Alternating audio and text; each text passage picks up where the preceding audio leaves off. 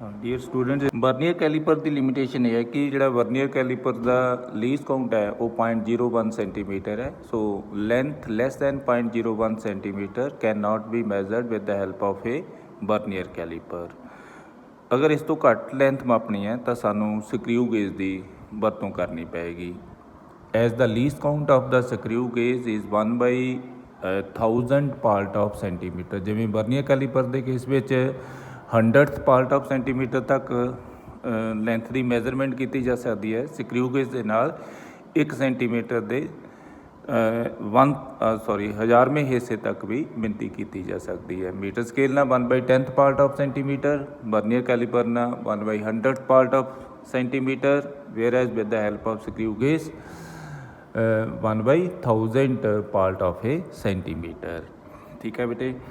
ਔਰ ਸਕਰੀਊ ਗੇਜ ਦੇ ਕੇਸ ਵਿੱਚ ਜਿਵੇਂ ਵਰਨੀਅਰ ਕੈਲੀਪਰ ਦੇ ਕੇਸ ਵਿੱਚ ਜਿਹੜੀ ਵਰਕਿੰਗ ਹੈ ਸਕਰੀਊ ਗੇਜ ਦੀ, it is based on the nut and screw arrangement. Nut and screw arrangement ਦੇ ਵਿੱਚ ਜਿਹੜਾ ਡਿਸਟੈਂਸ ਹੈ between the two conjunctive threads, ਜਿਹੜੀਆਂ ਉਹਦੇ ਵਿੱਚ ਥ੍ਰੈਡਸ ਹੁੰਦੀਆਂ ਉਹਨਾਂ ਦੇ ਵਿੱਚ ਗੈਪ ਕਾਂਸਟੈਂਟ ਹੁੰਦਾ ਹੈ। ਤਾਂ ਜਦੋਂ ਅਸੀਂ ਨਟ ਨੂੰ ਰੋਟੇਟ ਕਰਦੇ ਹਾਂ either in the clockwise direction ਔਰ ਇਨ ਐਂਟੀ ਕਲੌਕਵਾਈਜ਼ ਡਾਇਰੈਕਸ਼ਨ, ਜਿਹੜੀ ਉਹਦੀ ਇੱਕ ਰੋਟੇਸ਼ਨ ਦੇ ਵਿੱਚ ਮੂਵਮੈਂਟ ਹੁੰਦੀ ਹੈ, either the nut moves in the forward direction or the nut moves in the backward direction on the basis of rotation, ਕਿ ਉਹਨੂੰ ਕਲੌਕਵਾਈਜ਼ ਸੈਂਸ ਦੇ ਵਿੱਚ ਤੁਸੀਂ ਘੁਮਾ ਰਹੇ ਹੋ ਜਾਂ ਐਂਟੀ ਕਲੌਕਵਾਈਜ਼ ਸੈਂਸ ਦੇ ਵਿੱਚ ਘੁਮਾ ਰਹੇ ਹੋ। ਜਦੋਂ ਤੁਸੀਂ ਇੱਕ ਰੋਟੇਸ਼ਨ ਦਿੰਦੇ ਹੋ ਉਹ ਹਮੇਸ਼ਾ ਇਕੁਅਲ ਡਿਸਟੈਂਸ ਮੂਵ ਕਰਦਾ ਹੈ। ਜੇ ਮੰਨ ਲਓ ਕਿ ਇੱਕ ਰੋਟੇਸ਼ਨ ਦੇ ਵਿੱਚ ਉਹ ਜਿਹੜਾ ਨਟ ਹੈ 1 ਮਿਲੀਮੀਟਰ ਫਾਰਵਰਡ ਮੂਵ ਕੀਤਾ ਹੈ ਅਤੇ 2 ਰੋਟੇਸ਼ਨ 'ਚ ਉਹ 2 ਮਿਲੀਮੀਟਰ ਫਾਰਵਰਡ ਡਾਇਰੈਕਸ਼ਨ 'ਚ ਮੂਵ ਕਰੇਗਾ, 3 ਰੋਟੇਸ਼ਨ ਦੇ ਵਿੱਚ ਉਹ 3 ਮਿਲੀਮੀਟਰ ਮੂਵ ਕਰੇਗਾ। ਅਗਰ ਇੱਕ ਰੋਟੇਸ਼ਨ 'ਚ 0.5 ਮਿਲੀਮੀਟਰ ਮੂਵ ਕਰ ਰਿਹਾ ਹੈ ਅਤੇ ਫਿਰ 2 ਰੋਟੇਸ਼ਨ ਦੇ ਵਿੱਚ 1 ਮਿਲੀਮੀਟਰ ਮੂਵ ਕਰੇਗਾ, 3 'ਚ 1.5, 4 'ਚ 2 ਮਿਲੀਮੀਟਰ ਫਾਰਵਰਡ ਜਾਂ ਬੈਕਵਰਡ ਡਾਇਰੈਕਸ਼ਨ ਦੇ ਵਿੱਚ ਉਹਦੀ ਮੂਵਮੈਂਟ ਹੋਏਗੀ। ਯਾਨੀ ਕਿ ਉਹਦੀ ਜਿਹੜੀ ਮੂਵਮੈਂਟ ਹੈ ਉਹ ਨੰਬਰ ਆਫ ਰੋਟੇਸ਼ਨਸ 'ਤੇ ਡਿਪੈਂਡ ਕਰਦੀ ਹੈ and the distance between the conjunctive threads of the screw is constant. This is the working principle of the micrometer screw or a ਸਕਰੀਊ gauge. ਠੀਕ ਹੈ।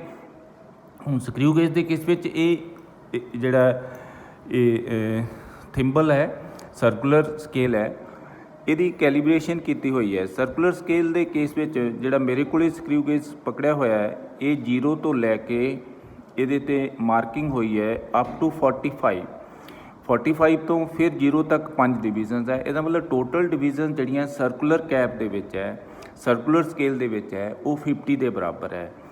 ਔਰ ਜਿਹੜਾ ਇਹਦਾ ਮੇਨ ਫਰੇਮ ਹੈ ਇਸ ਦੀ ਵੀ ਕੈਲੀਬ੍ਰੇਸ਼ਨ ਕੀਤੀ ਹੋਈ ਹੈ। ਠੀਕ ਹੈ। ਮੇਨ ਜਿਹੜਾ ਇਹਦੀ ਸਲੀਵ ਹੈ ਜਾਂ ਮੇਨ ਸਿਲੰਡਰ ਹੈ, ਮੇਨ ਸਕੇਲ ਹੈ, ਇਸ ਨੂੰ ਆਪਾਂ ਪਿਚ ਸਕੇਲ ਕਹਿ ਦਿੰਦੇ ਹਾਂ ਜਾਂ ਇਸ ਨੂੰ ਮੇਨ ਸਕੇਲ ਬੋਲ ਦਿੰਦੇ ਹਾਂ। ਮੇਰੇ ਕੋਲ ਜਿਹੜਾ ਸਕਰੀਊ ਗੇਜ ਹੈ ਇਸ 'ਤੇ ਲਿਖਿਆ ਹੋਇਆ 0 ਤੋਂ 25 ਮਿਲੀਮੀਟਰ। ਸੋ ਮੈਕਸੀਮਮ ਜਿਹੜੀ ਲੈਂਥ ਇਸ ਦੇ ਨਾਲ ਤੁਸੀਂ ਮਾਪ ਸਕਦੇ ਹੋ ਉਹ ਹੈ 25 ਮਿਲੀਮੀਟਰ। ਲੀਸਟ ਕਾਊਂਟ ਵੀ ਇਹਨੇ ਮੈਂਸ਼ਨ ਕੀਤਾ ਹੋਇਆ ਹੈ 0.01 ਮਿਲੀਮੀਟਰ ਦੇ ਬਰਾਬਰ ਹੈ, ਪਰ ਅਸੀਂ ਇਹ ਫਾਈਂਡ ਆਊਟ ਕਰਨਾ ਹੈ ਲੀਸਟ ਕਾਊਂਟ। ਠੀਕ ਹੈ। ਔਰ ਜਿਸ ਵੀ ਆਬਜੈਕਟ ਦੀ ਥਿਕਨੈਸ ਜਾਂ ਡਾਇਆਮੀਟਰ ਤੁਸੀਂ ਫਾਈਂਡ ਆਊਟ ਕਰਨਾ ਹੈ, ਜਿਹੜੇ ਇਹ ਦੋਨੋਂ ਸਟੱਡ ਹੈ ਇਹਨਾਂ ਦੇ ਵਿਚਕਾਰ ਉਸ ਨੂੰ ਆਪਾਂ ਹੋਲਡ ਕਰ ਲੈਂਦੇ ਇਸ ਤਰ੍ਹਾਂ। ਠੀਕ ਹੈ। ਫਿਰ ਇਸ ਪੁਆਇੰਟ ਤੋਂ, ਇਸ ਜਗ੍ਹਾ ਤੋਂ ਇਹਨੂੰ ਪਕੜ ਕੇ, ਜਿਹਨੂੰ ਆਪਾਂ ਰੈਚਿਟ ਬੋਲਦੇ ਹਾਂ। ਠੀਕ ਹੈ। ਜਿਹੜਾ ਇਹਦਾ ਇਹ ਐਂਡ ਵਾਲਾ ਪਾਰਟ ਹੈ, ਦਿਸ ਇਜ਼ ਟਰਮਡ ਐਜ਼ ਏ ਰੈਚਿਟ। ਇਹਨੂੰ ਤੁਸੀਂ ਇਸ ਤਰ੍ਹਾਂ ਕੰਟੀਨਿਊਸਲੀ ਰੋਟੇਟ ਕਰਦੇ ਜਾਓਗੇ ਜਦੋਂ ਤੱਕ ਇਹ ਜਿਹੜੇ ਦੋਨੋਂ ਸਟੱਡ ਹੈ ਆਬਜੈਕਟ ਦੀ ਸਰਫੇਸ ਦੇ ਨਾਲ ਪਰਫੈਕਟਲੀ ਟੱਚ ਨਹੀਂ ਕਰ ਜਾਂਦੇ। ਜਦੋਂ ਟੱਚ ਕਰ ਜਾਣਗੇ ਤਾਂ ਜਿਹੜਾ ਇਹਦਾ ਇਹ ਰੈਚਿਟ ਹੈ ਇਹਦੇ 'ਚੋਂ ਟਿਕ ਟਿਕ ਦੀ ਆਵਾਜ਼ ਆਉਣੀ ਸ਼ੁਰੂ ਹੋ ਜਾਏਗੀ। ਮਤਲਬ ਜਦੋਂ ਆਵਾਜ਼ ਆਉਣੀ ਸ਼ੁਰੂ ਹੋ ਗਈ ਇਟ ਮੀਨਸ ਕਿ ਜਿਹੜੇ ਇਹਦੇ ਦੋਨੋਂ ਸਟੱਡ ਹੈ ਇਸ ਆਬਜੈਕਟ ਦੀ ਸਰਫੇਸ ਦੇ ਨਾਲ ਇਹ ਪਰਫੈਕਟਲੀ ਟੱਚ ਕਰ ਗਏ ਹੈ। ਠੀਕ ਹੈ। ਤੁਸੀਂ ਮਤਲਬ ਇਹਨੂੰ ਇਸ ਜਗ੍ਹਾ ਤੋਂ ਪਕੜ ਕੇ ਰੋਟੇਟ ਨਹੀਂ ਕਰਨਾ ਕਿਉਂਕਿ ਜਿਹੜਾ ਇਹ ਆਬਜੈਕਟ ਹੈ ਦੋਨੋਂ ਸਟੱਡਸ ਦੇ ਵਿੱਚ ਕੰਪਰੈਸ ਵੀ ਹੋ ਸਕਦਾ ਹੈ। ਠੀਕ ਹੈ। ਇਹਨੂੰ ਇੰਨਾ ਜ਼ਿਆਦਾ ਟਾਈਟ ਨਹੀਂ ਕਰਨਾ ਕਿ ਇਹ ਆਬਜੈਕਟ ਦੀ ਸਰਫੇਸ ਨੂੰ ਹੀ ਕੰਪਰੈਸ ਕਰ ਦੇਣ, ਕਿਉਂਕਿ ਅਸੀਂ ਜਸਟ ਇਹਦਾ ਸਾਈਜ਼ ਮਾਪਣਾ ਹੈ, ਇਹਦਾ ਡਾਇਆਮੀਟਰ ਮਾਪਣਾ ਚਾਹੁੰਦੇ ਹਾਂ ਕਿ ਇਸ ਦਾ ਡਾਇਆਮੀਟਰ ਕਿੰਨਾ ਹੈ। ਠੀਕ ਹੈ। ਸਕਰੂ ਗੇਜ ਦੀ ਵਰਤੋਂ ਕਰਨ ਲਈ ਸਭ ਤੋਂ ਪਹਿਲਾ ਸਟੈਪ ਫਿਰ ਉਸੇ ਹੀ ਤਰ੍ਹਾਂ ਜਿਵੇਂ ਅਸੀਂ ਵਰਨੀਅਰ ਕੈਲੀਪਰ ਦੇ ਕੇਸ ਵਿੱਚ ਪਹਿਲਾਂ ਲੀਸਟ ਕਾਊਂਟ ਫਾਈਂਡ ਆਊਟ ਕੀਤਾ ਸੀ, ਹੁਣ ਇਸ ਕੇਸ ਦੇ ਵਿੱਚ ਵੀ ਅਸੀਂ ਸਭ ਤੋਂ ਪਹਿਲਾਂ ਵਰਨੀਅਰ ਸਕਰੂ ਗੇਜ ਦਾ ਲੀਸਟ ਕਾਊਂਟ ਫਾਈਂਡ ਆਊਟ ਕਰਾਂਗੇ। ਲੀਸਟ ਕਾਊਂਟ ਫਾਈਂਡ ਆਊਟ ਕਰਨ ਲਈ ਤੁਹਾਨੂੰ ਪਿਚ ਫਾਈਂਡ ਆਊਟ ਕਰਨਾ ਪਏਗਾ। And a pitch of the screw, pitch ਦਾ ਮਤਲਬ ਕੀ ਹੈ? ਪਿਚ ਦਾ ਮਤਲਬ ਹੈ distance between the two conjunctive threads of the screw. ਜਿਹੜੇ ਦੋ ਨਾਲ ਲੱਗਦੇ ਥ੍ਰੈਡਸ ਹੈ, ਜਿਹੜੀਆਂ ਦੋ ਮਤਲਬ ਨਾਲ ਲੱਗਦੀਆਂ ਇਹਦੇ 'ਚ ਥ੍ਰੈਡਸ ਹੈ, ਉਹਨਾਂ ਦੇ ਵਿਚਕਾਰ ਗੈਪ ਹੈ, ਸੈਪਰੇਸ਼ਨ ਹੈ ਉਹਨਾਂ ਦੋਨਾਂ ਦਾ, that is termed as a pitch of a screw. And pitch of the screw, pitch of screw is mathematically can be written as distance moved by circular scale on pitch scale divided by number of rotations given to the circular scale, number of rotations given to the circular scale। ਤੁਸੀਂ ਇਹਨੂੰ D/N ਕਰਕੇ ਵੀ ਲਿਖ ਸਕਦੇ ਹੋ। ਹੁਣ ਮੈਂ ਇਸ particular case ਦੇ ਵਿੱਚ ਦੇਖਦਾ ਕਿ ਜਿਹੜਾ ਇਹ ਸਰਕੂਲਰ ਕੈਪ ਹੈ ਇਹਦੀ ਮੂਵਮੈਂਟ ਕਿੰਨੀ ਹੈ। ਇਹ ਚੈੱਕ ਕਰਨ ਲਈ ਤੁਸੀਂ ਇਹਨੂੰ ਪਹਿਲਾਂ ਕੰਟੀਨਿਊਸਲੀ ਇਸ ਤਰ੍ਹਾਂ ਰੋਟੇਟ ਕਰੋ ਤਾਂ ਕਿ ਦੋਨੋਂ ਸਟੱਡ ਜਿਹੜੇ ਹੈ ਇਹ ਪਰਫੈਕਟਲੀ ਆਪਸ ਦੇ ਵਿੱਚ ਟੱਚ ਕਰ ਜਾਣ। ਠੀਕ ਹੈ, ਜਦੋਂ ਇਹ ਦੋਨੋਂ ਪਰਫੈਕਟਲੀ ਇੱਕ ਦੂਸਰੇ ਦੇ ਨਾਲ ਟੱਚ ਕਰ ਜਾਣ, ਤੁਸੀਂ ਇਹ ਦੇਖਣਾ ਹੈ ਕਿ ਜਿਹੜਾ ਸਰਕੂਲਰ ਸਕੇਲ ਦਾ 0 ਹੈ, ਨੀਚੇ ਜਿਹੜੀ ਪਿਚ ਸਕੇਲ ਹੈ ਉਹਦੀ ਰੈਫਰੈਂਸ ਲਾਈਨ ਦੇ ਨਾਲ ਮੈਚ ਕਰ ਰਿਹਾ ਜਾਂ ਉਸ ਤੋਂ ਅੱਗੇ ਪਿੱਛੇ ਹੈ। ਅਗਰ ਇਹ ਉਸ ਤੋਂ ਅੱਗੇ ਪਿੱਛੇ ਹੈ ਈਵਨ ਦੈਨ ਤੁਸੀਂ ਉਹਦੀ ਪੋਜੀਸ਼ਨ ਨੋਟ ਕਰ ਲੈਣੀ ਕਿ ਕਿਹੜੀ ਲਾਈਨ ਜਿਹੜੀ ਹੈ ਸਰਕੂਲਰ ਸਕੇਲ ਦੀ ਰੈਫਰੈਂਸ ਲਾਈਨ ਦੇ ਨਾਲ ਮੈਚ ਕਰ ਰਹੀ ਹੈ। ਜਿਵੇਂ ਹੁਣ ਇਸ ਕੇਸ ਦੇ ਵਿੱਚ ਜਿਵੇਂ ਆਹ ਡਾਇਗਰਾਮ ਦਿੱਤਾ ਹੋਇਆ, ਇਹਦਾ ਜਿਹੜਾ 40 ਨੰਬਰ ਹੈ ਸਰਕੂਲਰ ਸਕੇਲ ਦਾ, ਇਹ ਇਸ ਲਾਈਨ ਹੌਰੀਜੈਂਟਲ ਲਾਈਨ ਦੇ ਨਾਲ, ਪਿਚ ਸਕੇਲ ਦੀ ਹੌਰੀਜੈਂਟਲ ਲਾਈਨ ਦੇ ਨਾਲ ਮੈਚ ਕਰ ਰਿਹਾ ਹੈ। ਤੁਸੀਂ ਕੀ ਕਰਨਾ ਹੈ ਕਿ ਜਿਹੜਾ ਇਹ ਸਕਰੂ ਹੈ ਇਹਨੂੰ ਇਸੇ ਪੋਜੀਸ਼ਨ ਤੋਂ ਫਰਦਰ ਰੋਟੇਟ ਕਰਨਾ ਸ਼ੁਰੂ ਕਰ ਦਿਓ, ਇਸ ਤਰ੍ਹਾਂ ਓਪਨ ਕਰਨਾ ਸ਼ੁਰੂ ਕਰ ਦਿਓ ਤਾਂ ਕਿ ਦੁਬਾਰਾ ਫਿਰ 40 ਤੇ ਆ ਜਾਏ। ਜਦੋਂ ਇਹ ਦੁਬਾਰਾ ਨੰਬਰ 40 ਆ ਗਿਆ, ਇਟ ਮੀਨਸ ਕਿ ਇੱਕ ਰੋਟੇਸ਼ਨ ਪੂਰੀ ਹੋ ਚੁੱਕੀ ਹੈ। ਇਸੇ ਤਰ੍ਹਾਂ ਹੀ ਤੁਸੀਂ ਇਹਨੂੰ ਫਿਰ ਫਰਦਰ ਰੋਟੇਟ ਕਰੋ, ਦੁਬਾਰਾ ਫਿਰ 40 ਆ ਗਿਆ। ਕੰਟੀਨਿਊਸਲੀ ਰੋਟੇਟ ਕਰਦੇ ਜਾਓ, 4 ਰੋਟੇਸ਼ਨਸ ਇਹਨੂੰ ਤੁਸੀਂ ਦੇ ਦਿਓ ਇਸ ਤਰ੍ਹਾਂ। ਠੀਕ ਹੈ, ਤਾਂ ਕਿ ਆਫਟਰ 40 ਰੋਟੇਸ਼ਨ 4 ਰੋਟੇਸ਼ਨ ਜਿਹੜਾ ਇਹ ਨੰਬਰ 40 ਹੈ ਫਿਰ ਇਹ ਰੈਫਰੈਂਸ ਲਾਈਨ ਦੇ ਸਾਹਮਣੇ ਆ ਜਾਵੇ। ਠੀਕ ਹੈ, ਮੈਂ ਇਸ ਸਕਰੂ ਗੇਜ ਨੂੰ ਜਾਂ ਇਸ ਦੀ ਸਰਕੂਲਰ ਕੈਪ ਨੂੰ 4 ਰੋਟੇਸ਼ਨ ਦਿੰਦਾ। 4 ਰੋਟੇਸ਼ਨ ਦੇ ਵਿੱਚ ਬੇਸਿਕਲੀ ਜਦੋਂ ਮੈਂ ਇਸ ਨੂੰ ਇਸ ਤਰ੍ਹਾਂ ਰੋਟੇਟ ਕਰਦਾ, ਇੱਕ ਰੋਟੇਸ਼ਨ 'ਚ ਇਹ ਤਕਰੀਬ ਅੱਧਾ ਮਿਲੀਮੀਟਰ ਮੂਵ ਕਰਦਾ, ਯਾਨੀ ਕਿ ਇੱਕ ਡਿਵੀਜ਼ਨ ਪੂਰੀ ਨਜ਼ਰ ਨਹੀਂ ਆ ਰਹੀ ਮੈਨੂੰ। ਮੈਂ 2 ਰੋਟੇਸ਼ਨਸ ਰੋਟੇਟ ਕਰਦਾ ਤਾਂ ਇਹਦਾ ਇੱਕ ਡਿਵੀਜ਼ਨ ਨੀਚੇ ਤੋਂ ਨਜ਼ਰ ਆ ਰਹੀ ਹੈ, ਨੀਚੇ ਵਾਲੀ ਜਿਹੜੀ ਹੈ। ਠੀਕ ਹੈ, 3 ਰੋਟੇਸ਼ਨ 'ਤੇ ਇਹ ਸੈਕੰਡ ਅਤੇ ਫਸਟ ਡਿਵੀਜ਼ਨ ਦੇ ਵਿਚਕਾਰ ਹੈ। 4 ਰੋਟੇਸ਼ਨ 'ਤੇ ਇਹ 2 ਡਿਵੀਜ਼ਨਸ ਕਲੀਅਰਲੀ ਇਹਦੇ 'ਚ ਵਿਜ਼ੀਬਲ ਹੈ। 2 ਡਿਵੀਜ਼ਨ ਦਾ ਮਤਲਬ ਹੈ 2 ਮਿਲੀਮੀਟਰ, ਕਿਉਂਕਿ ਇੱਕ ਡਿਵੀਜ਼ਨ 1 ਮਿਲੀਮੀਟਰ ਦੀ ਹੈ। ਇਸ ਦੇ ਉੱਪਰ ਜਿਹੜੀ ਪਿਚ ਸਕੇਲ ਹੈ ਇਹਦੇ ਉੱਪਰ ਕੈਪ ਦੇ ਸਟਾਰਟ ਹੋਣ ਤੋਂ ਪਹਿਲਾਂ ਤੁਸੀਂ ਪਿਚ ਸਕੇਲ 'ਤੇ ਰੀਡਿੰਗ ਨੋਟ ਕਰਨੀ ਹੈ। ਇਹ 2 ਮਿਲੀਮੀਟਰ ਦੇ ਬਰਾਬਰ ਹੈ। ਨੰਬਰ ਆਫ ਰੋਟੇਸ਼ਨਸ ਮੈਂ ਇਹਨੂੰ 4 ਦਿੱਤੀਆਂ, ਸੋ ਇਹਦੀ ਪਿਚ ਆ ਗਈ 1/2 ਮਿਲੀਮੀਟਰ ਜਾਂ 0.5 ਮਿਲੀਮੀਟਰ ਦੇ ਬਰਾਬਰ ਆ ਗਈ। And least count of screw gauge, least count of screw gauge ਜਿਹੜਾ ਇਹਦਾ ਲੀਸਟ ਕਾਊਂਟ ਹੈ that is equal to pitch divided by total number of divisions in the circular scale, total number of divisions in the circular scale। ਠੀਕ ਹੈ, ਮਤਲਬ ਆਹ ਵਾਲਾ ਜਿਹੜੀ circular cap ਹੈ ਇਹਦੀ ਮਾਰਕਿੰਗ ਨੂੰ ਚੈੱਕ ਕਰਨਾ ਹੈ ਤੁਸੀਂ। ਠੀਕ ਹੈ, ਮੇਰੇ ਵਾਲੇ ਸਕਰੂ ਗੇਜ ਦੇ ਕੇਸ ਵਿੱਚ 50 ਡਿਵੀਜ਼ਨਸ ਹੈ ਸਰਕੂਲਰ ਕੈਪ ਦੇ ਉੱਪਰ, so least count comes out to be 0.5 millimetre over 50 and this comes out to be 0.0 0.01 millimeter. So least count of this is 0.01 millimeter. ठीक है, जिमें मैं दस्सिया सी कि बर्नियर कैलीपर के केस में भी जिहड़ा लीस्ट काउंट है वो स्टैंडर्ड नहीं हुंदा, वो vernier caliper to vernier caliper differ करता है, कैलीब्रेशन डिफरेंट हो सकती है। इस तरह ही स्क्रू गेज के केस में भी कोई स्टैंडर्ड पिच नहीं है या स्टैंडर्ड इहदा लीस्ट काउंट नहीं है, ये different cases they which different हो सकता है। ठीक है, कई केसिस दे विच जिहड़ा स्क्रू गेज है उहदी सर्कुलर कैप 100 डिवीजन दे विच डिवाइड कीती हुंदी है, तां जिहड़ी पिच स्केल है वो मिलीमीटर्स दे विच ही हुंदी है। ठीक है, और जिहड़ा कुछ बर्नियर कैलीपर्स है उहदे केस दे विच जिहड़ा 1 मिलीमीटर है पिच स्केल ते उहनूं भी फरदर 2 पार्ट्स दे विच डिवाइड किया हुंदा है। ठीक है, मतलब डिफरेंट जिहड़े स्क्रू गेज है उन्हां दी कैलीब्रेशन डिफरेंट हो सकती है, पर पिच ते लीस्ट काउंट फाइंड आउट करन दा मैथड हमेशा सेम आएगा। पहले स्टैप के विच आपां पिच फाइंड आउट करनी है। Pitch is defined as the separation of the 2 conjunctive threads of the screw. Find out किवें करनी है, असी सर्कुलर कैप नूं रोटेट करना है।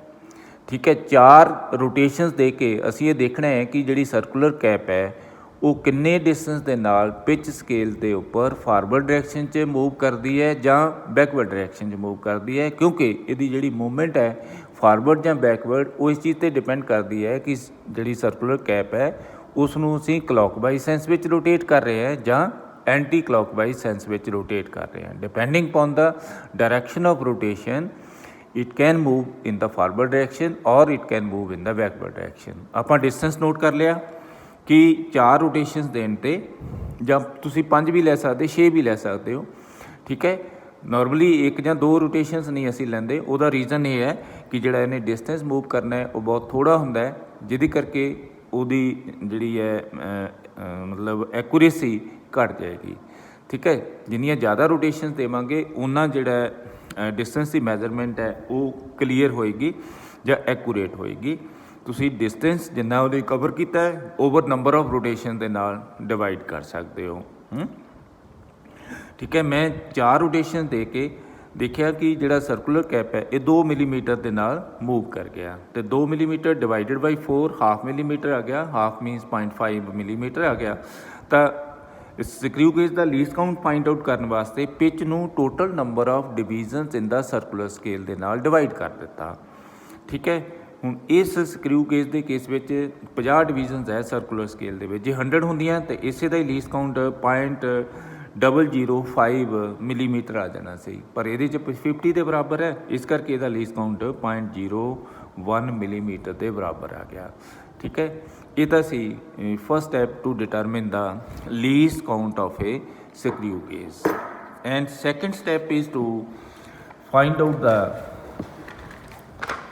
जीरो एरर लभण वास्ते की करना होएगा, सानू जिहड़ी ये रैचेड है इनू पकड़ के इस तरह रोटेट करना होएगा ताकि जिहड़े इहदे दोनों स्टड है वो परफेक्टली एक दूसरे दे नाल इन्हां चों गैप खत्म होते पे, जिहड़े दोनों स्टड है ये परफेक्टली एक दूसरे दे नाल टच कर देना। इस तरह तुसीं कंटीन्यूसली कोई डायरैक्शन दे विच इनू रोटेट करते जाओगे।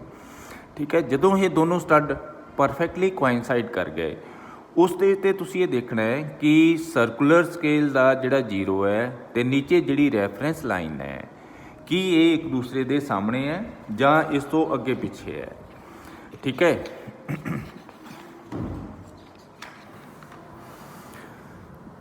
जिवें इस डायग्राम च दिखाया होया है, जिहड़ी आ रैफरेंस लाइन है पिच स्केल दी है वाली, ये सर्कुलर स्केल है, सर्कुलर स्केल का जीरो मार्क है, जीरो मार्क रैफरेंस लाइन तो नीचे रह गया। ठीक है, जीरो मार्क जिहड़ा है सर्कुलर स्केल का ये रैफरेंस लाइन तो थल्ले रह रहा, जे ये जीरो बिल्कुल ये सामने आ जाता है इस पोजीशन पर होंदा, दोनों स्टड भी आपस में कोइंसाइडेड है, तो zero mark of the circular scale तो रैफरेंस लाइन, ठीक है, पिच स्केल की रैफरेंस लाइन जिहड़ी हॉरीजेंटल लाइन है, अगर ये दोनों कोइंसाइड करते हैं तो means there is no zero error of the screw gauge. ठीक है, पर नॉर्मली स्क्रू गेज के केस में जीरो एरर एग्जिस्ट करता है, either the zero of the circular cap lies below the reference line or lies above the reference line ਜਦੋਂ ਦੋਨੋਂ stud ਆਪਸ ਦੇ ਵਿੱਚ ਟੱਚ ਕਰ ਰਹੇ ਹੈ, ਦੋਨੋਂ ਸਟੱਡ ਜਿਹੜੇ ਹੈ ਜਦੋਂ ਆਪਸ ਦੇ ਵਿੱਚ ਇਹ ਕੁਆਇਨਸਾਈਡ ਕਰ ਰਹੇ ਹੈ, ਉਸ ਪੋਜੀਸ਼ਨ ਦੇ ਵਿੱਚ ਸਰਕੂਲਰ ਸਕੇਲ ਦਾ 0 ਤੇ ਰੈਫਰੈਂਸ ਲਾਈਨ ਇਨ ਜਨਰਲ ਇਹ ਡਿਫਰੈਂਟ ਪੋਜੀਸ਼ਨਸ ਤੇ ਹੋਣਗੇ, ਦੋਨੋਂ ਕੁਆਇਨਸਾਈਡ ਨਹੀਂ ਕਰਨਗੇ। ਠੀਕ ਹੈ, like vernier calliper screw gauge ਦੇ ਕੇਸ ਵਿੱਚ ਵੀ ਜਿਹੜੀ 0 ਐਰਰ ਹੈ ਪੋਜ਼ਿਟਿਵ ਹੋ ਸਕਦੀ ਹੈ, 0 ਐਰਰ ਨੈਗੇਟਿਵ ਹੋ ਸਕਦੀ ਹੈ, 0 ਐਰਰ ਨਿਲ ਹੋ ਸਕਦੀ ਹੈ। 0 ਐਰਰ ਨਿਲ ਉਦੋਂ ਹੋਏਗੀ ਜਦੋਂ ਰੈਫਰੈਂਸ ਲਾਈਨ ਤੇ ਸਰਕੂਲਰ ਸਕੇਲ ਦਾ 0 ਕੁਆਇਨਸਾਈਡ ਕਰ ਜਾਣਗੇ, ਇੱਕ ਦੂਜੇ ਦੇ ਸਾਹਮਣੇ ਹੋਣਗੇ, provided both the studs coincide with each other without any object, ਕੋਈ ਵੀ ਦੋਨਾਂ ਦੇ ਵਿੱਚ ਆਬਜੈਕਟ ਨਹੀਂ ਹੈ ਤੇ ਦੋਨੋਂ ਆਪਸ ਵਿੱਚ ਟੱਚ ਕਰ ਰਹੇ ਹੈ। And if both the studs are in contact with each other and the 0 of the circular scale is below the reference line, then 0 error is positive। ਜੇਕਰ 0 ਹੈ ਜਿਹੜਾ 0 ਹੈ ਸਰਕੂਲਰ ਸਕੇਲ ਦਾ ਇਹ ਬਿਲੋ ਦਾ ਰੈਫਰੈਂਸ ਲਾਈਨ ਹੈ, ਬਿਲੋ the reference line ਹੈ, ਠੀਕ ਹੈ, ਤਾਂ ਫਿਰ ਇਹਦੇ 'ਚ 0 ਐਰਰ ਜਿਹੜਾ ਹੈ ਇਹ ਪੋਜ਼ਿਟਿਵ ਹੈ, 0 ਐਰਰ ਇਜ਼ ਪੋਜ਼ਿਟਿਵ। ਅਤੇ ਇਹ ਪੋਜ਼ਿਟਿਵ ਐਰਰ ਆਪਾਂ ਨੋਟ ਕਿਵੇਂ ਕਰਨਾ ਹੈ, ਤੁਸੀਂ ਇਹ ਦੇਖਣਾ ਹੈ ਕਿ 0 ਜਿਹੜਾ ਹੈ ਇਹ ਰੈਫਰੈਂਸ ਲਾਈਨ ਤੋਂ ਕਿੰਨੀਆਂ ਡਿਵੀਜ਼ਨ ਸ਼ਿਫਟਡ ਹੈ, ਕਿੰਨੀਆਂ ਡਿਵੀਜ਼ਨ ਦੇ ਨਾਲ ਡਿਸਪਲੇਸਡ ਹੈ। ਜਿਹੜਾ ਮੈਂ ਡਾਇਆਗਰਾਮ ਤੁਹਾਨੂੰ ਦਿਖਾ ਰਿਹਾ ਹਾਂ, ਇਸ ਡਾਇਆਗਰਾਮ ਦੇ ਵਿੱਚ ਜਿਹੜਾ ਸਰਕੂਲਰ ਸਕੇਲ ਦਾ ਨੰਬਰ ਰੈਫਰੈਂਸ ਲਾਈਨ ਦੇ ਨਾਲ ਕੁਆਇਨਸਾਈਡ ਕਰ ਰਿਹਾ ਹੈ 1 2 3, ਯਾਨੀ ਕਿ ਜਿਹੜਾ 0 ਹੈ ਇਹ 3 ਡਿਵੀਜ਼ਨਸ ਦੇ ਨਾਲ ਡਿਸਪਲੇਸਡ ਹੈ, 3 ਡਿਵੀਜ਼ਨਸ ਇਹ ਨੀਚੇ ਹੈ। ਠੀਕ ਹੈ, ਤੁਸੀਂ ਨੰਬਰ ਆਫ ਡਿਵੀਜ਼ਨਸ ਕਾਊਂਟ ਕਰਨੀ ਹੈ ਰੈਫਰੈਂਸ ਲਾਈਨ ਤੋਂ ਲੈ ਕੇ 0 ਤੱਕ, 0 ਔਨ ਦਾ ਵਰਨੀਅਰ ਸਕੇਲ। ਠੀਕ ਹੈ, ਤਾਂ 0 ਐਰਰ ਇੱਥੇ ਆ ਜਾਏਗਾ ਤੁਹਾਡੇ ਕੋਲੇ, 0 error is equal to positive sign 3 multiplied by least count, 3 multiplied by 0.01। ਜਿਵੇਂ ਅਸੀਂ ਕੈਲਕੂਲੇਟ ਕੀਤਾ ਸੀ ਪਹਿਲਾਂ 0.01 ਸੀ, ਇਹ ਆ ਜਾਏਗਾ ਪਲੱਸ 0.03 ਮਿਲੀਮੀਟਰ। ਇਸ ਚੀਜ਼ ਦਾ ਖਿਆਲ ਰੱਖਣਾ, ਸੈਂਟੀਮੀਟਰਸ ਦੇ ਵਿੱਚ ਨਹੀਂ ਹੈ ਇਹ ਮਿਲੀਮੀਟਰਸ ਦੇ ਵਿੱਚ ਹੈ। ਠੀਕ ਹੈ, ਸੋ if the 0 of the circular scale lies below the reference line when the two studs coincide with each other, ਠੀਕ ਹੈ, ਬਿਨਾਂ ਕਿਸੇ ਆਬਜੈਕਟ ਦੇ ਦੋਨੋਂ ਪਰਫੈਕਟਲੀ ਇੱਕ ਦੂਜੇ ਨਾਲ ਟੱਚ ਕਰ ਰਹੇ ਹੈ ਅਤੇ ਸਰਕੂਲਰ ਸਕੇਲ ਦਾ 0 ਜਿਹੜਾ ਰੈਫਰੈਂਸ ਲਾਈਨ ਤੋਂ ਨੀਚੇ ਹੈ, ਫਿਰ 0 ਐਰਰ ਪੋਜ਼ਿਟਿਵ ਹੋਏਗੀ ਤਾਂ 0 ਕਰੈਕਸ਼ਨ ਨੈਗੇਟਿਵ ਆ ਜਾਏਗੀ। 0 ਕਰੈਕਸ਼ਨ ਇਜ਼ -0.03 ਮਿਲੀਮੀਟਰ ਹੋ ਜਾਏਗਾ। ਠੀਕ ਹੈ, ਹਾਂ ਬਈ ਦੂਸਰੀ ਸਿਚੁਏਸ਼ਨ ਇਹ ਹੋ ਸਕਦੀ ਕਿ ਜਿਹੜਾ ਸਰਕੂਲਰ ਸਕੇਲ ਦਾ 0 ਹੈ ਜਦੋਂ ਦੋਨੋਂ ਸਟੱਡ ਆਪਸ ਦੇ ਵਿੱਚ ਕੁਆਇਨਸਾਈਡਡ ਹੈ, ਇੱਥੋਂ ਮਿਲ ਇਹ ਦੋਨੋਂ, ਪਰ ਜਿਹੜਾ ਸਰਕੂਲਰ ਸਕੇਲ ਦਾ 0 ਹੈ ਤਾਂ ਨੀਚੇ ਜਿਹੜੀ ਰੈਫਰੈਂਸ ਲਾਈਨ ਹੈ ਇਹ ਦੋਨੋਂ ਆਪਸ ਦੇ ਵਿੱਚ ਟੱਚ ਨਹੀਂ ਕਰ ਰਹੇ। ਠੀਕ ਹੈ, and 0 of the circular scale lies above the reference line, ਅੱਗੇ ਚਲਾ ਗਿਆ ਉਸ ਤੋਂ, ਠੀਕ ਹੈ, ਉੱਪਰ ਚਲਾ ਗਿਆ, ਤਾਂ ਫਿਰ ਤੁਸੀਂ ਇਹ ਦੇਖਣਾ ਹੈ ਕਿ 0 ਕਿੰਨੀਆਂ ਡਿਵੀਜ਼ਨਸ ਐਡਵਾਂਸ ਚਲਾ ਗਿਆ। ਹੁਣ ਜਿਵੇਂ ਇਸ ਡਾਇਆਗਰਾਮ 'ਚ 1 2 3 ਡਿਵੀਜ਼ਨਸ, ਹਾਂ 3 ਡਿਵੀਜ਼ਨਸ ਹੀ ਹੈ ਇਸ ਡਾਇਆਗਰਾਮ ਦੇ ਵਿੱਚ ਵੀ ਇਹ ਦਿਖਾ ਰਿਹਾ ਕਿ 3 ਡਿਵੀਜ਼ਨਸ ਜਿਹੜਾ 0 ਹੈ ਰੈਫਰੈਂਸ ਲਾਈਨ ਤੋਂ ਉੱਪਰ ਚਲਾ ਗਿਆ। ਇਸ ਕੇਸ ਦੇ ਵਿੱਚ 0 ਐਰਰ ਨੈਗੇਟਿਵ ਹੈ, 0 ਐਰਰ ਇਜ਼ ਨੈਗੇਟਿਵ। ਔਰ ਨੈਗੇਟਿਵ ਕਿੰਨਾ 0 ਐਰਰ ਹੈ, 0 ਐਰਰ ਫਾਈਂਡ ਆਊਟ ਕਰਨ ਦਾ ਤਰੀਕਾ ਫਿਰ ਉਹ ਹੀ ਹੈ, ਮਾਈਨਸ ਸਾਈਨ ਲਗਾ ਦਿੱਤਾ, 3 ਮਲਟੀਪਲਾਈਡ ਬਾਈ ਜਿੰਨੀਆਂ ਡਿਵੀਜ਼ਨਸ ਉਹ ਸ਼ਿਫਟਡ ਹੈ, ਜਿੰਨੀਆਂ ਡਿਵੀਜ਼ਨਸ ਸ਼ਿਫਟਡ ਹੈ ਰੈਫਰੈਂਸ ਲਾਈਨ ਤੋਂ। ਇਹ ਰੈਫਰੈਂਸ ਲਾਈਨ ਹੈ, ਪਿਚ ਸਕੇਲ ਦੀ ਰੈਫਰੈਂਸ ਲਾਈਨ ਹੈ। ਪਿਚ ਸਕੇਲ ਜਿਹੜੀ ਇਹ ਹੌਰੀਜੈਂਟਲ ਲਾਈਨ ਹੈ ਇਹਨੂੰ ਆਪਾਂ ਰੈਫਰੈਂਸ ਲਾਈਨ ਬੋਲਦੇ ਹਾਂ, ਇਹ ਵਾਲੀ ਜਿਹੜੀ ਲਾਈਨ ਹੈ ਇੱਥੇ। ਠੀਕ ਹੈ, ਇਸ ਨੂੰ ਲੀਸਟ ਕਾਊਂਟ ਨਾਲ ਮਲਟੀਪਲਾਈ ਕਰ ਦਿੱਤਾ 0.01 millimetre and comes out to be -0.03 millimetre and 0 correction ਇਹਦੇ ਵਾਸਤੇ ਪੋਜ਼ਿਟਿਵ ਹੋ ਜਾਏਗਾ। 0 ਕਰੈਕਸ਼ਨ ਇਜ਼ +0.03 ਮਿਲੀਮੀਟਰ ਹੋ ਜਾਏਗਾ। ਠੀਕ ਹੈ, ਇਸ ਤਰ੍ਹਾਂ ਤੁਸੀਂ ਇਹ 0 ਐਰਰ ਜਿਹੜਾ ਹੈ ਨੋਟ ਕਰ ਸਕਦੇ ਹੋ। ਠੀਕ ਹੈ, ਜੇ ਤਾਂ 0 ਜਿਹੜਾ ਸਰਕੂਲਰ ਕੈਪ ਦਾ ਰੈਫਰੈਂਸ ਲਾਈਨ ਤੋਂ ਨੀਚੇ ਹੋਵੇ ਤਾਂ 0 ਐਰਰ ਪੋਜ਼ਿਟਿਵ, ਜੇਕਰ ਸਰਕੂਲਰ ਸਕੇਲ ਦਾ ਜ਼ੀਰੋ ਰੈਫਰੈਂਸ ਲਾਈਨ ਤੋਂ ਉੱਪਰ ਲਾਈ ਕਰੇ ਤਾਂ ਫਿਰ ਜਿਹੜਾ ਜ਼ੀਰੋ ਐਰਰ ਹੈ ਉਹ ਨੈਗੇਟਿਵ ਹੋਏਗਾ। ਜੇਕਰ ਰੈਫਰੈਂਸ ਲਾਈਨ ਤੇ ਸਰਕੂਲਰ ਸਕੇਲ ਦਾ ਜ਼ੀਰੋ ਆਮੋ ਸਾਹਮਣੇ ਹੈ, ਇੱਕ ਦੂਜੇ ਦੇ ਆਪੋਜਿਟ ਹੈ, ਮੈਚਿੰਗ ਹੈ ਇੱਕ ਦੂਸਰੇ ਦੇ ਨਾਲ, ਜਦੋਂ ਦੋਨੋਂ ਸਟੱਡ ਆਪਸ ਦੇ ਵਿੱਚ ਟੱਚ ਕਰ ਰਹੇ ਹੈ ਫਿਰ ਜ਼ੀਰੋ ਐਰਰ ਨਿਲ ਹੋਏਗਾ। ਠੀਕ ਹੈ, ਇੱਕ ਜ਼ੀਰੋ ਐਰਰ ਜਿਹੜਾ ਨਾਰਮਲੀ ਆਪਾਂ ਮੈਂਸ਼ਨ ਨਹੀਂ ਕਰਦੇ ਉਸ ਨੂੰ ਬੋਲਦੇ ਆ backlash error. Backlash error basically screw ਤੇ ਨਟ ਦੇ ਵਿੱਚ ਪਲੇ ਕਰਕੇ ਪੈਦਾ ਹੁੰਦਾ ਹੈ, ਯਾਨੀ ਕਿ ਜਦੋਂ ਜਿਹੜਾ ਸਕਰੂ ਹੈ ਇਹਨੂੰ ਬਾਰ-ਬਾਰ ਅਸੀਂ ਨਟ ਦੇ ਉੱਪਰ ਰੋਟੇਟ ਕਰਦੇ ਹਾਂ, ਠੀਕ ਹੈ, ਫ੍ਰਿਕਸ਼ਨ ਕਰਕੇ ਜਿਹੜਾ ਨਟ ਹੈ ਉਹਦੇ ਵਿਚਕਾਰ ਤੇ ਨਟ ਦੇ ਵਿਚਕਾਰ ਸਰਟਨ ਗੈਪ ਪੈਦਾ ਹੋ ਜਾਂਦਾ, ਸਕਰੂ ਤੇ ਨਟ ਦੇ ਵਿੱਚ ਗੈਪ ਪੈਦਾ ਹੋ ਜਾਂਦਾ ਹੈ, ਯਾਨੀ ਕਿ ਪਲੇ ਪੈਦਾ ਹੋ ਜਾਂਦੀ ਹੈ, ਜਿਹਦੇ ਕਰਕੇ ਇੱਕ ਐਰਰ ਪੈਦਾ ਹੁੰਦਾ ਜਿਸ ਨੂੰ ਅਸੀਂ ਬੈਕਲੈਸ਼ ਐਰਰ ਕਹਿ ਦਿੰਦੇ ਹਾਂ। ਅਤੇ ਬੈਕਲੈਸ਼ ਐਰਰ ਨੂੰ ਅਵੋਇਡ ਕਰਨ ਦਾ ਤਰੀਕਾ ਇੱਕੋ ਹੀ ਹੈ। ਜਿਵੇਂ ਮੰਨ ਲਓ ਕਿ ਇਸ ਆਬਜੈਕਟ ਦਾ ਮੈਂ ਡਾਇਆਮੀਟਰ ਮਾਪਣਾ ਹੈ, ਠੀਕ ਹੈ, ਅਪਰੋਕਸੀਮੇਟਲੀ ਮੈਨੂੰ ਇਹਦਾ ਅੰਦਾਜ਼ਾ ਹੈ, ਇਹਨੂੰ ਮੈਂ ਓਪਨ ਕਰਾਂਗਾ, ਜਿੰਨਾ ਇਹਦਾ ਸਾਈਜ਼ ਆ ਉਸ ਤੋਂ ਵੱਧ ਇਹਨੂੰ ਓਪਨ ਕਰ ਲਾਂਗਾ। ਉਸ ਤੋਂ ਬਾਅਦ ਇਸ ਆਬਜੈਕਟ ਨੂੰ ਤੁਸੀਂ ਦੋਨੋਂ ਜਿਹੜੇ ਸਟੱਡਸ ਹੈ ਉਹਦੇ 'ਚ ਇੰਟਰੋਡਿਊਸ ਕਰਕੇ ਫਿਰ ਇਹਨੂੰ ਇੱਥੋਂ ਪਕੜ ਕੇ ਕੰਟੀਨਿਊਸਲੀ ਰੋਟੇਟ ਕਰਨਾ ਹੈ, ਇੱਕੋ ਹੀ ਡਾਇਰੈਕਸ਼ਨ ਦੇ ਵਿੱਚ ਇਹਨੂੰ ਲਗਾਤਾਰ ਰੋਟੇਟ ਕਰਦੇ ਰਹਿਣਾ। ਇਹ ਨਹੀਂ ਹੈ ਕਿ ਕਦੇ ਫਾਰਵਰਡ ਕਦੇ ਬੈਕਵਰਡ, ਕਦੇ ਫਾਰਵਰਡ ਕਦੇ ਬੈਕਵਰਡ। ਜੇ ਕਦੇ ਫਾਰਵਰਡ ਕਦੇ ਬੈਕਵਰਡ ਕਰੋਗੇ ਤਾਂ ਐਰਰ ਜਿਹੜਾ ਹੈ ਹਰੇਕ ਵਾਰ ਡਿਫਰ ਕਰੇਗਾ, ਸੇਮ ਐਰਰ ਨਹੀਂ ਆਏਗਾ because of play between the screw and nut. ਠੀਕ ਹੈ, ਇਸ ਨੂੰ ਅਵੋਇਡ ਕਰਨ ਦਾ ਇੱਕੋ ਇੱਕ ਤਰੀਕਾ ਹੈ ਕਿ ਜਦੋਂ ਵੀ ਤੁਸੀਂ ਕੋਈ ਅਬਜ਼ਰਵੇਸ਼ਨ ਲੈਣੀ ਹੈ, ਆਬਜੈਕਟ ਨੂੰ ਹੋਲਡ ਕਰਨ ਵਾਸਤੇ ਜਿਹੜਾ ਇਹ ਰੈਚਡ ਹੈ ਇਹਨੂੰ ਕੰਟੀਨਿਊਸਲੀ ਇੱਕੋ ਹੀ ਸੈਂਸ ਦੇ ਵਿੱਚ ਰੋਟੇਟ ਕਰਦੇ ਜਾਓਗੇ, either in the clockwise or in anti clockwise, in order to hold the object between the studs. ਜਦੋਂ ਇਹ ਇਹਦੀ ਸਰਫੇਸ ਦੇ ਨਾਲ ਟੱਚ ਕਰ ਗਏ, ਹੁਣ ਰੀਡਿੰਗ ਪੜ੍ਹਨ ਦਾ ਮੈਥਡ ਕੀ ਹੈ ਇਸ ਕੇਸ ਦੇ ਵਿੱਚ? ਅਗਰ ਮੰਨ ਲਓ ਕਿ ਇਹ ਵਾਲੀ ਸਿਚੁਏਸ਼ਨ ਹੈ, ਜਿਵੇਂ ਇਹ ਮੈਂ ਆਬਜੈਕਟ ਨੂੰ ਹੋਲਡ ਕੀਤਾ ਹੋਇਆ, ਠੀਕ ਹੈ, ਇਸ ਆਬਜੈਕਟ ਨੂੰ ਹੋਲਡ ਕੀਤਾ ਹੋਇਆ ਦੋਨੋਂ ਸਟੱਡਸ ਦੇ ਵਿਚਕਾਰ। ਤੁਸੀਂ ਇਹ ਦੇਖੋ ਕਿ ਜਿਹੜੀ ਇਹ ਸਰਕੂਲਰ ਕੈਪ ਹੈ ਇਹ ਬੈਕਵਰਡ ਡਾਇਰੈਕਸ਼ਨ 'ਚ ਡਿਸਪਲੇਸਡ ਹੈ, ਸਰਕੂਲਰ ਕੈਪ ਜਿਹੜੀ ਹੈ ਬੈਕਵਰਡ ਡਾਇਰੈਕਸ਼ਨ ਦੇ ਵਿੱਚ ਡਿਸਪਲੇਸਡ ਹੈ। ਔਰ ਰੀਡਿੰਗ ਲਈ ਪਹਿਲਾਂ ਆਪਾਂ ਪਿਚ ਸਕੇਲ ਦਾ ਰੀਡਿੰਗ ਪੜ੍ਹਾਂਗੇ, ਪਹਿਲਾਂ ਪਿਚ ਸਕੇਲ ਦਾ ਰੀਡਿੰਗ ਪੜ੍ਹਾਂਗੇ। ਪਿਚ ਸਕੇਲ ਦਾ ਰੀਡਿੰਗ ਜਾਂ ਮੇਨ ਸਕੇਲ ਰੀਡਿੰਗ ਜਾਂ ਮੇਨ ਸਕੇਲ ਰੀਡਿੰਗ ਔਰ pitch scale reading, pitch scale reading is equal to, ਤੁਸੀਂ ਇਹ ਦੇਖੋ ਕਿ ਜਿਹੜੀ ਇਹ ਸਰਕੂਲਰ ਕੈਪ ਦਾ ਐਜ ਹੈ, ਸਰਕੂਲਰ ਕੈਪ ਦਾ ਐਜ ਸਟਾਰਟ ਹੋਣ ਤੋਂ ਪਹਿਲਾਂ ਮੇਨ ਸਕੇਲ ਦੀਆਂ ਕਿੰਨੀਆਂ ਡਿਵੀਜ਼ਨਸ ਵਿਜ਼ੀਬਲ ਹੈ। ਠੀਕ ਹੈ, ਮਤਲਬ ਇਹ ਜਿਹੜੀ ਡਾਇਆਗਰਾਮ ਦਿੱਤੀ ਹੋਈ ਹੈ ਇਹਦੇ ਵਿੱਚ ਜਿਹੜੀ ਹੈ 5 ਮਿਲੀਮੀਟਰ ਲੈਂਥ ਹੈ, ਇਹਨੂੰ ਇਹਨੇ 10 ਇਕੁਅਲ ਡਿਵੀਜ਼ਨ ਦੇ ਵਿੱਚ ਵੰਡਿਆ ਹੋਇਆ ਹੈ। ਠੀਕ ਹੈ, ਯਾਨੀ ਕਿ ਇਹਦੇ 'ਚ 1-1 ਮਿਲੀਮੀਟਰ ਨੂੰ 2 ਹਿੱਸਿਆਂ ਦੇ ਵਿੱਚ ਵੰਡਿਆ ਹੋਇਆ ਇਸ ਡਾਇਆਗਰਾਮ ਦੇ ਵਿੱਚ। ਮੇਰੇ ਵਾਲੇ ਸਕਰੂ ਗੇਜ ਦਾ ਡਿਫਰੈਂਟ ਹੈ, ਜਿਹੜਾ ਇਹ ਡਾਇਆਗਰਾਮ ਹੈ ਇਹਦੇ ਵਿੱਚ ਜਿਹੜਾ 5 ਮਿਲੀਮੀਟਰ ਲੈਂਥ ਹੈ ਨਾ, ਇਹਨੂੰ 10 ਡਿਵੀਜ਼ਨ ਦੇ ਵਿੱਚ ਵੰਡਿਆ ਹੋਇਆ। ਠੀਕ ਹੈ, 10 ਡਿਵੀਜ਼ਨਾਂ ਤਾਂ 5 ਤੱਕ ਹੋ ਗਈਆਂ। ਉਸ ਤੋਂ ਬਾਅਦ ਤੁਸੀਂ ਦੇਖੋ ਕਿੰਨੀਆਂ ਡਿਵੀਜ਼ਨਸ ਹੈ, 11, 12, 13, 14, 15, 16।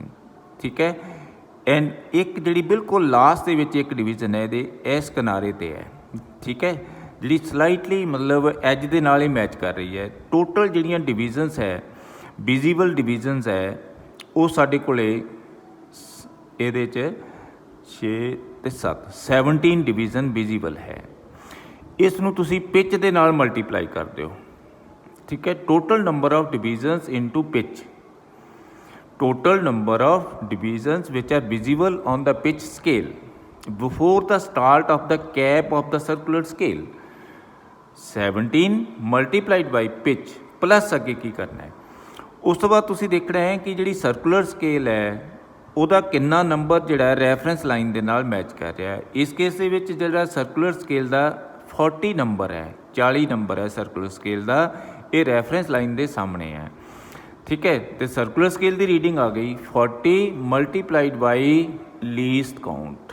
ਠੀਕ ਹੈ, 17 multiplied by pitch, pitch is equal to 0.5 millimetre ਹੈ। ਠੀਕ ਹੈ, ਤੇ ਲੀਸਟ ਕਾਊਂਟ ਇਹਦਾ ਹੈ 0.01 ਮਿਲੀਮੀਟਰ ਹੈ।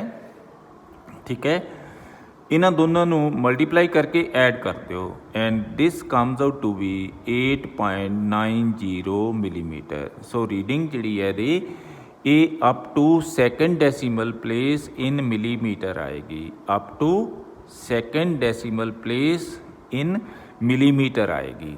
ਠੀਕ ਹੈ, ਆਪਾਂ ਟੋਟਲ ਨੰਬਰ ਆਫ ਡਿਵੀਜ਼ਨ, ਦੂਸਰਾ ਇਹਦਾ ਤਰੀਕਾ ਇਹ ਵੀ ਹੁੰਦਾ ਹੈ ਕਿ ਜਿਹੜੀ ਪਿਚ ਸਕੇਲ ਦੀ ਰੀਡਿੰਗ ਹੈ ਇਹਨੂੰ ਡਾਇਰੈਕਟਲੀ ਤੁਸੀਂ ਮਿਲੀਮੀਟਰ 'ਚ ਰੀਡ ਕਰ ਲਓ, ਫਿਰ ਪਿਚ ਨਾਲ ਮਲਟੀਪਲਾਈ ਕਰਨ ਦੀ ਜ਼ਰੂਰਤ ਨਹੀਂ ਹੈ।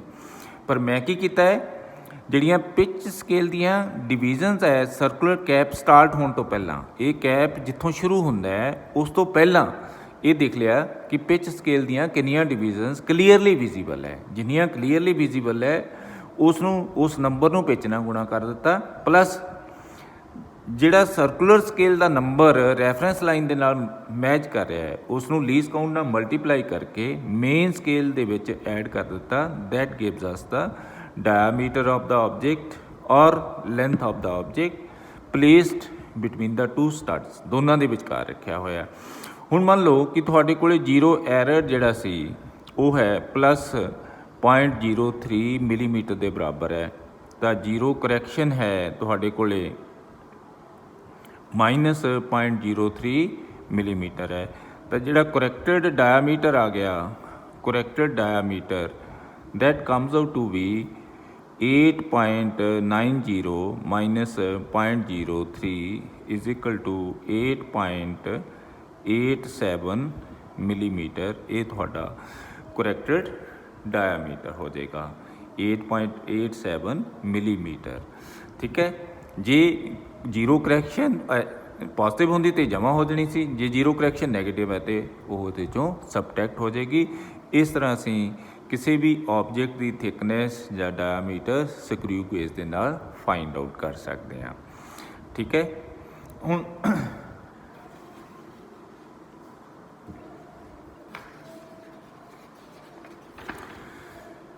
ਜਿਵੇਂ ਵਰਨੀਅਰ ਕੈਲੀਪਰ 'ਚ ਮੈਂ ਇੱਕ ਐਗਜ਼ਾਮਪਲ ਕੰਸੀਡਰ ਕੀਤਾ ਸੀ, ਬਿਲਕੁਲ ਉਸੇ ਹੀ ਤਰ੍ਹਾਂ ਇੱਕ ਐਗਜ਼ਾਮਪਲ ਹੈ the pitch of the screw gauge is 1 millimetre. Pitch ਇਸ ਸਕਰੂ ਗੇਜ ਦੀ ਦਿੱਤੀ ਹੋਈ ਹੈ, pitch is equal to 1 millimeter is given and there are 100 divisions in the circular scale. Number of divisions in the circular scale is equal to 100, 100 divisions है। ठीक है, तो ਇਹਦਾ मतलब ਕੀ ਹੈ, ਲੀਸਟ ਕਾਊਂਟ ਕਿੰਨਾ ਆ ਗਿਆ 1 millimeter divided by 100 is equal to 0.01 millimeter. This is the least count of this screw. When the two faces A and B, ਜਦੋਂ ਦੋਨੋਂ ਫੇਸਿਸ ਕਹਿੰਦਾ ਕਿ A ਤੇ B ਆਪਸ ਦੇ ਵਿੱਚ ਟੱਚ ਕਰ ਰਹੇ ਆ, touching each other without putting any object between the two studs, ਬਿਨਾਂ ਕਿਸੇ ਆਬਜੈਕਟ ਦੇ। ਠੀਕ ਹੈ, between the studs. Second division of the circular scale coincides with the reference line, ਦੂਜੀ ਡਿਵੀਜ਼ਨ ਕੋਇਨਸਾਈਡ ਕਰ ਰਹੀ ਹੈ। ਇਹਦਾ ਮਤਲਬ ਕੀ ਹੋ ਗਿਆ, ਸਰਕੂਲਰ ਸਕੇਲ ਦਾ zero is below the reference line. So ਜਿਹੜਾ ਜ਼ੀਰੋ ਐਰਰ ਹੈ, zero error in this case is positive. ਠੀਕ ਹੈ, ਤੇ ਦੋ ਨੂੰ ਲੀਸਟ ਕਾਊਂਟ ਨਾਲ ਮਲਟੀਪਲਾਈ ਕਰ ਦਿਓ, ਦੈਟ ਇਜ਼ 0.01 ਮਿਲੀਮੀਟਰ ਔਰ is equal to 0.02 millimetre is the zero error and zero correction. Zero correction is equal to minus 0.02 millimetre ਆ ਜਾਏਗੀ। ਠੀਕ ਹੈ, now further when the glass plate is placed, ਹੁਣ ਕਹਿੰਦਾ ਕਿ ਇੱਕ ਗਲਾਸ ਪਲੇਟ ਜਿਹੜੀ ਹੈ that is placed between the studs, the linear scale reads 4 division. ਠੀਕ ਹੈ, ਲੀਨੀਅਰ ਸਕੇਲ ਤੇ 4 ਡਿਵੀਜ਼ਨਸ ਵਿਜ਼ੀਬਲ ਹੈ before the start of the cap of circular scale. 4 divisions reads 4 divisions and the circular scale reads 16 division. Find the thickness of the glass plate. Thickness of the glass plate भी find out करनी है। Zero of the linear scale is not hidden from the circular scale when A and B touches each other. वो मतलब ਉਹਦਾ zero ਜਿਹੜਾ ਹੈਗਾ linear scale ਦਾ ਉਹ circular scale ਦੇ ਨੀਚੇ ਨਹੀਂ ਹੈ, ਉਹ ਨਜ਼ਰ ਆ ਰਿਹਾ ਹੈ ਸਾਨੂੰ ਉਸ ਸਮੇਂ। ਤਾਂ ਫਿਰ ਅਬਜ਼ਰਵਡ ਰੀਡਿੰਗ ਕਿੰਨੀ ਹੋ ਗਈ, ਅਬਜ਼ਰਵਡ ਰੀਡਿੰਗ ਇਹ ਕਹਿ ਰਿਹਾ ਕਿ 4 ਡਿਵੀਜ਼ਨਸ ਹੈਗੀਆਂ ਪਿਚ ਦੀਆਂ, ਪਿਚ ਸਕੇਲ ਦੀਆਂ। 4 ਨੂੰ ਪਿਚ ਨਾਲ ਗੁਣਾ ਕਰ ਦਿਓ ਜਮਾ। ਠੀਕ ਹੈ, 16 ਹੈ ਸਰਕੂਲਰ ਕੈਪ ਦਾ ਨੰਬਰ ਹੈ ਜਿਹੜਾ ਮੈਚ ਕਰ ਰਿਹਾ ਰੈਫਰੈਂਸ ਲਾਈਨ ਦੇ ਨਾਲ। ਇਸ ਨੂੰ ਲੀਸਟ ਕਾਊਂਟ ਨਾਲ ਗੁਣਾ ਕਰ ਦਿਓ, that is equal to 0.01 millimetre. Now 4 multiplied by pitch, ਠੀਕ ਹੈ, 4 ਮਲਟੀਪਲਾਈਡ ਬਾਈ ਪਿਚ। ਅਗਰ ਪਿਚ ਇਹਦੇ 'ਚ 0.5 ਦੇ ਬਰਾਬਰ ਹੈ, ਠੀਕ ਹੈ, 0.5 ਮਿਲੀਮੀਟਰ ਹੈ, ਇਹ ਆ ਜਾਏਗਾ 0.16 millimetre and this comes out to be 2.16 millimeter. So observed reading comes out to be 2.16 millimeter. तो corrected कितनी आ जाएगी? corrected reading find out करनी है। corrected thickness of plate, corrected thickness is observed 2.6 millimeter है। जीरो करैक्शन ये minus -0.02 millimetre है। So corrected comes out to be 2.14 millimetre. So corrected comes out to be 2.14 millimetre, ठीक है। In this way we can find out the thickness of the object with the help of a vernier calliper. Thickness जी है sorry screw gauge के नाल इस तरह तुसी thickness find out कर सकते हो। So pitch of the screw is nothing but it is the distance between the two conjunctive threads of the screw. Pitch find out किस तरह करना है? जी सर्कुलर स्केल है इनू असी 4, 5 या 6 नंबर ऑफ रोटेशनस देवांगे, ठीक है। तो अकॉर्डिंगली जी सर्कुलर कैप है वो पिच स्केल के उपर कितनी डिसप्लेसड है ये फाइंड आउट करांगे। से D is the distance moved by the circular cap on the pitch scale and N is the number of rotations given to the circular scale. So pitch is given by D over N आ जाएगा। So pitch is D over N, distance moved over number of rotations, ठीक है।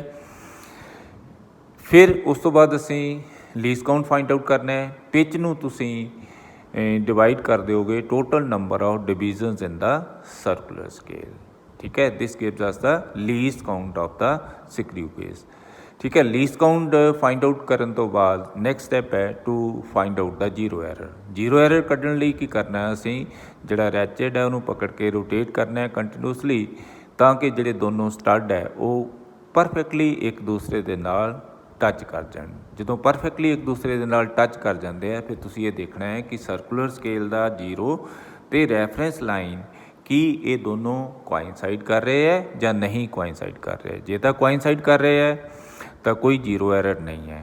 And if the zero of the circular scale is below the reference line then zero error is positive, zero correction is negative. And if it is above the reference line जे उस तो ऊपर है तो फिर जी zero error है negative है। आप just count करांगे कि जिहड़ा जीरो है सर्कुलर कैप का वो रैफरेंस लाइन तो किन्नियां डिविजन्स एडवांस है ਜਾਂ किन्नियां डिविजन्स उस तो लैग कर रहा है, किन्ना उस तो पिछे रह रहा है। Just count the number of divisions by which the zero of the circular scale is displaced from the reference line। तो उस नंबर ਨੂੰ ਤੁਸੀਂ ਲੀस्ट काउंट ਦੇ ਨਾਲ ਮਲਟੀਪਲਾਈ ਕਰ ਦਿਓ, that gives us the zero error accordingly। ਜੇ below है reference line तो जीरो तो जीरो एरर पॉजिटिव, जे जीरो सर्कुलर स्केल का reference line तो ऊपर है तो जीरो एरर नेगेटिव, ठीक है बेटे। थैंक यू बेटे।